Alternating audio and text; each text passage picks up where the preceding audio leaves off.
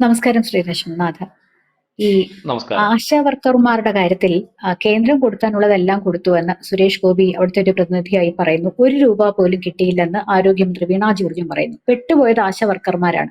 നാളെ ആറ്റുകാൽ പൊങ്കാല ദിവസം പൊങ്കാലയിട്ട് പ്രതിഷേധിക്കാനിരിക്കുകയാണ്. അത് പിന്നെ ഈ ആറ്റുകാൽ പൊങ്കാല വരുമ്പോൾ ആരെങ്കിലും ഒക്കെ കാണും സെക്രട്ടേറിയറ്റിന് മുന്നിൽ പൊങ്കാലയിടാൻ. കാരണം സംസ്ഥാന ഭരണം ആ രീതിയിലാണ് പോകുന്നത്. ഇതിൽ ആശാ വർക്കർമാരുടെ കാര്യത്തിൽ എന്താണ് സംഭവിക്കുന്നത്?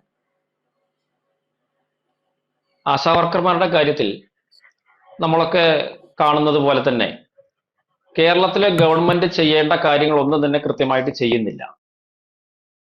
ആ സമരത്തിന്റെ ആ സമയത്ത് ആശാവർക്കർമാർ സമരം നടത്തുന്ന സമയത്ത് കേരളത്തിലെ ആരോഗ്യമന്ത്രി വീണ ജോർജ് ഒരു സാധാരണ ഒരു മനുഷ്യൻ പറയുന്നത് പോലെയാണ് ഈ ആശാവർക്കർമാരുടെ സമരത്തെക്കുറിച്ച് അവിടെ പറഞ്ഞിട്ടുള്ളത്. ആശാവർക്കർമാര് കേന്ദ്രത്തിന് മുന്നിൽ സമരം ചെയ്യാൻ പാർലമെന്റിന് മുന്നിലേക്ക് വരികയാണെങ്കിൽ ഞാനും ആ സമരത്തിൽ പങ്കെടുക്കാൻ തയ്യാറാണ് എന്നാണ് ഒരു സംസ്ഥാനത്തിന്റെ ആരോഗ്യമന്ത്രി പറഞ്ഞിട്ടുള്ളത്. പക്ഷെ അതേ സമയത്ത് കേന്ദ്ര ഗവൺമെന്റിന്റെ മുൻപിൽ രാജ്യസഭയിൽ വളരെ വളരെ കൃത്യമായി രേഖാമൂലം ആവശ്യപ്പെട്ട ചോദ്യത്തിന് മറുപടിയായിട്ട് JP നഡ്ഡാജി കേന്ദ്ര ആരോഗ്യമന്ത്രി കൃത്യമായ കണക്ക് പറഞ്ഞു. ഏതൊക്കെ ദിവസങ്ങളിൽ ഏതൊക്കെ ഡേറ്റിനാണ് കേരളത്തിലേക്ക് ആശാവർക്കർമാരുമായി ബന്ധപ്പെട്ടിട്ടുള്ള കുടിശ്ശികയുണ്ടോ, അതുണ്ടെങ്കിൽ എന്ന് കൊടുത്തു, എപ്പോൾ തീർത്തു എന്ന് കൃത്യമായിട്ട് മേശപ്പുറത്ത് വെച്ചു. കാരണം രാജ്യസഭയിൽ കളവ് പറയാൻ സാധിക്കില്ല, അത് രേഖയാണ്. ആ രേഖകൾ ഏതൊരു കാലത്തും നമുക്കെടുത്ത് പരിശോധിക്കാൻ സാധിക്കുന്ന തരത്തിലുള്ള ഒരു കാര്യമാണ്. അങ്ങനെയുള്ള ഒരു സഭയിൽ കേന്ദ്ര ആരോഗ്യമന്ത്രി കളവ് പറയുമെന്ന് വിശ്വസിക്കാൻ നമ്മൾ വിഡ്ഢികളല്ല. അദ്ദേഹം വളരെ കൃത്യമായിട്ട് പറഞ്ഞിട്ടുണ്ട്, ₹1 പോലും കുടിശ്ശിക കൊടുക്കാൻ കേരളത്തിന് ആശാവർക്കർമാരുടെ കാര്യത്തിൽ ഇല്ല. പക്ഷേ ഇനി അടുത്ത ഗഡു കൊടുക്കണമെങ്കിൽ സ്വാഭാവികമായിട്ടും കൊടുത്ത പണത്തിനുള്ള ആ തുകയ്ക്കുള്ള യൂട്ടിലിറ്റി സർട്ടിഫിക്കറ്റ് കേന്ദ്രത്തിന് നൽകണം. അത് കേന്ദ്രം ആദ്യമായിട്ട് ഉണ്ടാക്കിക്കൊണ്ടുവന്ന ഒരു പദ്ധതിയല്ല, കാലങ്ങളായിട്ടുള്ള പദ്ധതിയാണ്. നമ്മളിപ്പോ നമ്മുടെ വീട്ടിലെ ഒരു കൊച്ചുകുട്ടിക്ക് ഒരു ₹10 കൊടുത്തിട്ട് ഒരു സാധനം വാങ്ങാൻ കടയിലേക്ക് പറഞ്ഞു വിട്ടാൽ ആ സാധനം വാങ്ങി വന്നു കഴിഞ്ഞാൽ ആ കുട്ടിയോട് നമ്മൾ സ്വാഭാവികമായിട്ട് കണക്ക് ചോദിക്കും. ഇത്ര രൂപയല്ലേ, എത്ര രൂപ ബാക്കിയുണ്ട്, എന്തൊക്കെ വാങ്ങി എന്ന് ചോദിക്കും. സ്വാഭാവികമായിട്ട് അത് നിയമപരമായിട്ട് ചോദിക്കുന്നു. കേന്ദ്രം ₹1 സംസ്ഥാന സർക്കാരിന് കൊടുക്കുമ്പോൾ അത് ചെലവഴിക്കാൻ വേണ്ടി ഇന്ന കാര്യത്തിനാണ് ചെലവഴിക്കാൻ വേണ്ടത് എന്ന് പറഞ്ഞു കഴിഞ്ഞാൽ ആ ചെലവഴിച്ചതിന്റെ തെളിവുകളും അതിന്റെ രേഖകളും തിരിച്ച് കേന്ദ്രത്തിന് നൽകാൻ സംസ്ഥാന ഗവൺമെന്റ് ബാധ്യസ്ഥമാണ്. പണം ഞങ്ങൾക്ക് വേണം, പക്ഷെ കണക്ക് ചോദിക്കരുത് എന്ന് പറയുന്നത് അത് ശരിയായ നടപടിയല്ല. ആ കണക്ക് ചോദിക്കുമ്പോൾ കേന്ദ്രം ഞങ്ങളെ വരിഞ്ഞു മുറുക്കുന്നു, തരാനുള്ള പണം തരുന്നില്ല എന്ന് പറഞ്ഞിട്ട് കേരളത്തിലെ സാധാരണക്കാരായ ജനങ്ങളെ ഈ വിഷയത്തിൽ ആശാവർക്കർമാരെയും തെറ്റിദ്ധരിപ്പിക്കാനാണ് കേരള സർക്കാരും മന്ത്രിയും ഉണ്ടായിരുന്നത്.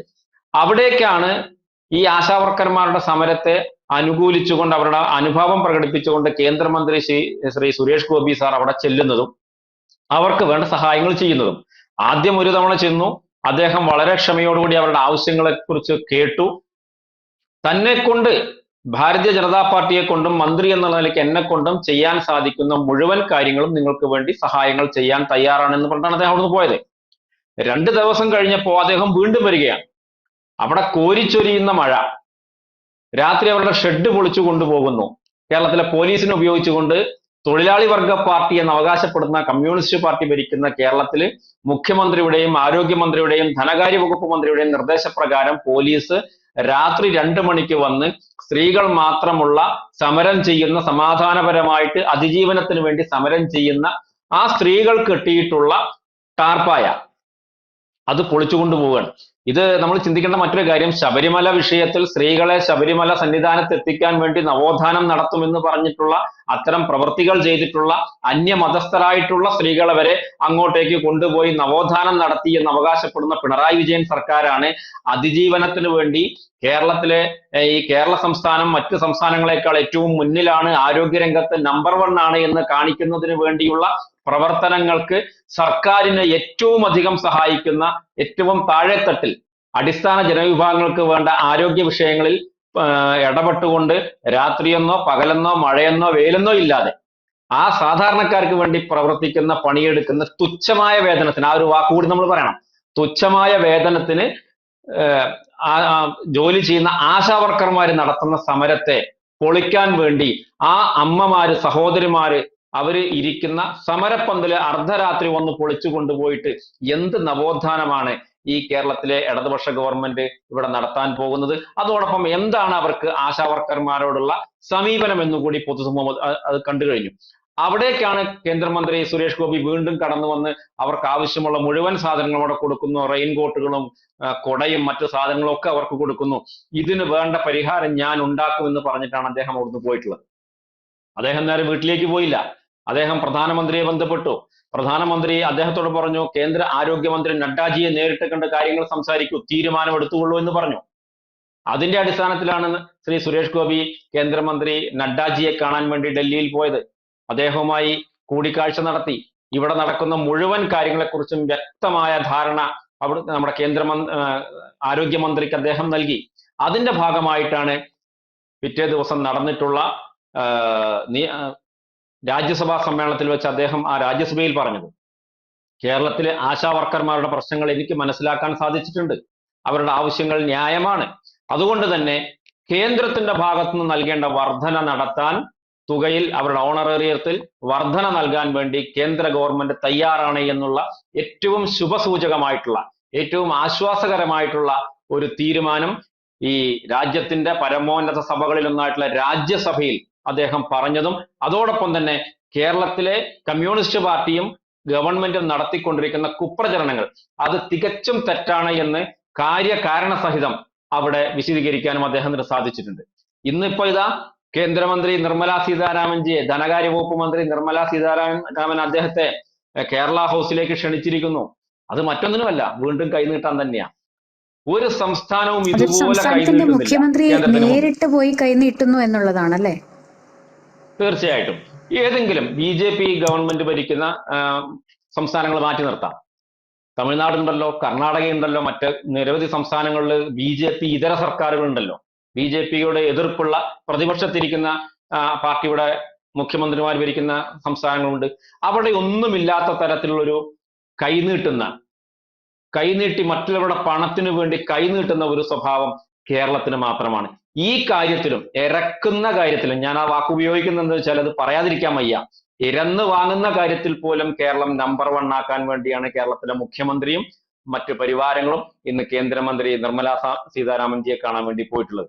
ഈ കേരളത്തില് ഏതെങ്കിലും തരത്തിലുള്ള ഒരു നല്ലൊരു വ്യവസായം കൊണ്ടുവരാൻ ഇവർക്ക് സാധിക്കുന്നുണ്ടോ? സ്ത്രീകൾക്ക് വേണ്ടി, നമ്മൾ ആശാവർക്കർമാരെ കുറിച്ച് പറയുമ്പോൾ സ്ത്രീകളാണ്. ആശാവർക്കർമാർ കേരളത്തിൽ 27,000 പേര് മാത്രമേ ഉള്ളൂ. പക്ഷെ അതിലപ്പുറത്തേക്ക് നിരവധി തൊഴിൽ രഹിതരായിട്ടുള്ള സ്ത്രീകളുണ്ട്, അമ്മമാരുണ്ട്, വീട്ടമ്മമാരുണ്ട്. അവർക്ക് വേണ്ടിയിട്ടുള്ള ഏതെങ്കിലും ഒരു പദ്ധതി കൊണ്ടുവരാൻ വേണ്ടി ഈ ഗവൺമെന്റിന് സാധിച്ചിട്ടുണ്ടോ? ഇല്ല. കേരളത്തിൽ കൊണ്ടുവരുന്ന മുഴുവൻ പദ്ധതികളെയും, മുഴുവൻ വ്യവസായങ്ങളെയും അതിന്റെ മുമ്പിൽ ചെങ്കൊടി കുത്തിക്കൊണ്ട്, അവിടെ സമരം നടത്തിക്കൊണ്ട്, തൊഴിലാളികളുടെ അവകാശങ്ങൾ നേടിയെടുക്കാനെന്ന പേര് പറഞ്ഞുകൊണ്ട് ഇവിടെ വരുന്ന മുഴുവൻ വ്യവസായങ്ങളെയും ഇല്ലാതാക്കുന്ന ഒരു പ്രവണതയാണ് ഈ നാളിതുവരെ നമ്മളെ കമ്മ്യൂണിസ്റ്റ് പ്രസ്ഥാനത്തിന്റെ ഭാഗത്ത് നിന്ന് കണ്ടിട്ടുള്ളത്. ഇപ്പോ സംസ്ഥാന സമ്മേളനത്തിൽ അവർ പറഞ്ഞിരിക്കുന്നു ചില മാറ്റങ്ങൾ വരുത്തണമെന്ന്. വിദ്യാഭ്യാസ മേഖല സ്വകാര്യവൽക്കരിക്കണം. വർഷങ്ങൾക്ക് മുമ്പ് പറഞ്ഞതാണ്. അന്ന് അവർക്ക് സമരം നടത്തേണ്ടി വന്നു ഇതിനെതിരെ. ആ സമരം നടത്തുന്ന സമയത്ത് തന്നെ ഇന്നത്തെ മുഖ്യമന്ത്രി പിണറായി വിജയൻ അന്നത്തെ പാർട്ടി സെക്രട്ടറി ആയിരുന്നു. അദ്ദേഹത്തിന്റെ മക്കള് സ്വാശ്രയ കോളേജുകളാണ് പഠിച്ചിട്ടുള്ളത്. ഇവിടുത്തെ കമ്മ്യൂണിസ്റ്റ് പാർട്ടിയുടെ ഏത് നേതാക്കളുടെ മക്കളാണ് ലണ്ടനിലും വിദേശത്തും പഠിക്കാത്തവരായിട്ടുള്ളത്? ഇവിടുത്തെ സാധാരണ അണികളായിട്ടുള്ള ആളുകളെ അടികൊള്ളാനും, വെയിൽ കൊള്ളാനും, കേസ് ഏറ്റെടുക്കാനും, ജയിലിൽ പോയി കിടക്കാനും അവരെ വിട്ടുകൊണ്ട് സ്വന്തം മക്കളെയും സ്വന്തം ജീവിതത്തെയും ഏറ്റവും നല്ല ഉന്നതമായ ഒരു നിലവാരത്തിൽ കൊണ്ടു നടക്കുന്ന വൈരുദ്ധ്യാത്മക ഭൗതികവാദം അത് കൃത്യമായി പാലിക്കുന്ന പാർട്ടി തന്നെയാണ് കമ്മ്യൂണിസ്റ്റ് പാർട്ടി കേരളത്തിൽ എന്ന് നമുക്ക് മനസ്സിലാക്കാൻ സാധിക്കും. അത് തന്നെയാണ് ആശാവർക്കർമാരുടെ കാര്യത്തിലും അവർ ചെയ്തിട്ടുള്ളത്.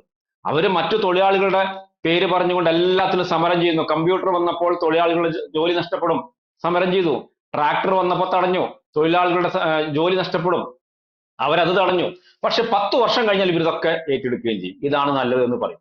സ്വകാര്യവൽക്കരണത്തെ ഏറ്റവും കൂടുതൽ എതിർത്തു കമ്മ്യൂണിസ്റ്റ് പാർട്ടി. ഈ പാർട്ടി കോൺഗ്രസ് ഇപ്പൊ അവരുടെ സംസ്ഥാന സമ്മേളനം കൊല്ലത്ത് നടന്നപ്പോ വ്യവസായ സൗഹൃദമാക്കണമെങ്കിൽ പ്രൈവറ്റൈസേഷൻ കൊണ്ടുവരണമെന്ന് അവർ പറയാൻ. ഇത് തന്നെയല്ലേ വർഷങ്ങൾക്ക് മുമ്പ് ഇവിടെ മറ്റു പാർട്ടികളും പറഞ്ഞിരുന്നത്. പക്ഷെ ഇവർക്ക് ബുദ്ധി ഉദിക്കാൻ 10 വർഷം കഴിയും. 10 വർഷം പുറകിലാണ് ഇന്നും കമ്മ്യൂണിസ്റ്റ് പാർട്ടി സഞ്ചരിച്ചു കൊണ്ടിരിക്കുന്നത്. അതുകൊണ്ടാണ് ഇന്ന് ഈ ആശാവർക്കർമാരുടെ സമരത്തെ അവര് അവഹേളിക്കുന്നത്. കേന്ദ്രമന്ത്രി ചെന്നപ്പോ ഒരു CITU നേതാവ് പറഞ്ഞ വാക്ക് എന്താണെന്ന് നമ്മൾ എല്ലാവരും കേട്ടിട്ടുണ്ടായിരുന്നു. അവിടെ അവരുടെ കാണാൻ മാത്രമല്ല ഉമ്മ വച്ചോ എന്ന് പോലും സംശയമുണ്ടെന്നാണ് അവർ പറഞ്ഞത്. എനിക്ക് തോന്നുന്നത് അദ്ദേഹവും അദ്ദേഹത്തിന്റെ വീട്ടുകാരും അദ്ദേഹത്തിന്റെ പാർട്ടിക്കാരും ഓരോ വനിതാ സമരത്തിനും പോകുന്നത് ഇതിനു വേണ്ടി ആയിരിക്കാം. കാരണം അവർ ചെയ്യുന്നതാണല്ലോ മറ്റുള്ളവരും ചെയ്യുമെന്ന് അവർ കരുതുന്നത്. ഇത്രയും അധപ്പതിച്ചു പോയിട്ടുള്ള ഒരു പ്രസ്ഥാനം ഇന്ന് കേരളത്തിൽ വേറെയില്ല. അത് ഇടതുപക്ഷ പ്രസ്ഥാനമാണ്, CPM ആണ്. അത് പറയാതിരിക്കാൻ വയ്യ. ആശാ സമരത്തില് ഒരു തർക്കവും വേണ്ട. കേന്ദ്ര ഗവൺമെന്റ് ആശാ വർക്കർമാരെ ഒരു കാലത്തും കൈവിടാൻ തയ്യാറല്ല. അവരെ നമ്മൾ കൈവിടില്ല. കേന്ദ്ര സർക്കാർ കൈവിടില്ല, BJP കൈവിടില്ല, സുരേഷ് ഗോപി കൈവിടില്ല. അവർക്ക് വേണ്ട കാര്യങ്ങൾ, അവരുടെ ആവശ്യങ്ങൾ നേരിട്ട് അറിഞ്ഞതിന് ശേഷമാണ് അദ്ദേഹം കേന്ദ്രമന്ത്രിയെ കാണാൻ പോയിട്ടുള്ളത്, ആരോഗ്യമന്ത്രിയെ കാണാൻ പോയിട്ടുള്ളത്. അതിന് കൃത്യമായിട്ട് നഡ്ഡാജി പറഞ്ഞ തരത്തിലുള്ള, പ്രഖ്യാപിച്ചിട്ടുള്ള തരത്തിലുള്ള എല്ലാ കാര്യങ്ങളും കൃത്യമായി ചെയ്യും എന്ന് തന്നെയാണ് നമ്മൾ വിശ്വസിക്കുന്നത്. കാരണം ആ അറിയിപ്പ് വന്ന ഉടനെ തന്നെ ആശാ വർക്കർമാരുമായിട്ട് നിരവധി ചാനലിലെ ആളുകൾ പോയി ഇന്റർവ്യൂ നടത്തുന്നത് ഞാൻ കണ്ടിട്ടുണ്ടായിരുന്നു. അവരൊക്കെ പറഞ്ഞ ഏറ്റവും സന്തോഷമുള്ള കാര്യമാണ്. പക്ഷേ ഇത് നടപ്പിലാക്കുമ്പോഴാണ് ഞങ്ങൾക്ക് അത് ആശ്വാസമാവുന്നത്. അത് നടപ്പിലാക്കുന്നത് വരെ ഞങ്ങൾ ആശങ്കയോടുകൂടി കാത്തിരിക്കുമെന്നാണ്. അത് അവരെ കുറ്റം പറഞ്ഞിട്ട് കാര്യമില്ല. കാരണം കേരളത്തിലെ ഗവൺമെന്റ് കാലങ്ങളായിട്ട് അവരെ പറ്റിച്ചുകൊണ്ടിരിക്കുകയാണ്. മറ്റൊരു ഓപ്ഷൻ അവർക്ക് ഇതുവരെ അവരുടെ മുന്നിൽ വന്നിട്ടില്ല. അപ്പൊ ഇതിനേക്കാൾ നല്ല ഒരു ഗവൺമെന്റ് മുകളിലുണ്ട്, അവർക്കൊരു സംരക്ഷണം നൽകുന്ന ഗവൺമെന്റ് ഉണ്ട് എന്ന് അവർക്ക് ബോധ്യപ്പെട്ടു വരികയാണ്. അതിന്റെ ബോധ്യപ്പെടലിന്റെ ഏറ്റവും അവസാന ഘട്ടം എന്ന് പറയുന്നത് ആ പ്രഖ്യാപിച്ചിട്ടുള്ള കാര്യങ്ങൾ തീർച്ചയായിട്ടും അവരിലേക്ക് എത്തുമ്പോഴാണ്.